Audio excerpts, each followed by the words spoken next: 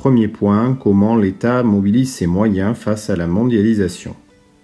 Face à la mondialisation, l'État aménage le territoire pour attirer les investisseurs, comme c'est le cas par exemple au Havre où un port à conteneurs a été aménagé. Dans un contexte de concurrence accrue, il soutient ces firmes transnationales localisées à l'étranger par sa diplomatie ou ses interventions militaires.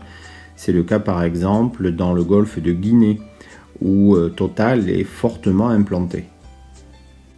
Au final, le poids de l'État est encore considérable en France.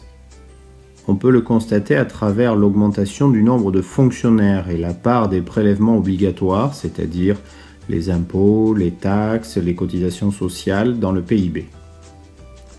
L'État étend même son action vers de nouveaux domaines, l'environnement avec notamment l'introduction du principe de précaution dans la Constitution ou encore l'aide sociale avec la création du revenu minimum d'insertion en 1988, devenu le revenu de solidarité active en 2009, ou encore la création de l'assurance maladie universelle.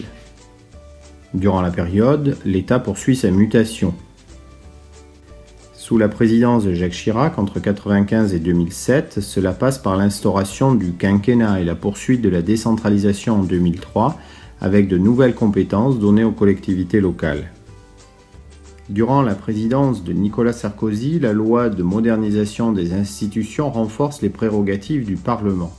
Parallèlement, la crise de la dette publique et celle du système de protection sociale conduisent à l'adoption de la RGPP en 2007. C'est la révision générale des politiques publiques, c'est-à-dire une politique de rationalisation et d'économie des dépenses de l'État, qui se traduit notamment par une réduction des effectifs de la fonction publique.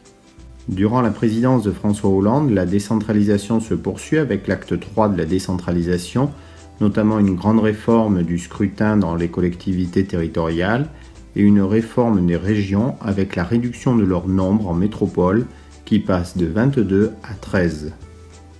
Enfin, les actions gouvernementales sont désormais marquées par la pression permanente des médias et des sondages, ce qui oblige l'État à des interventions ponctuelles constantes, mais rend difficile la mise en place de politiques à long terme.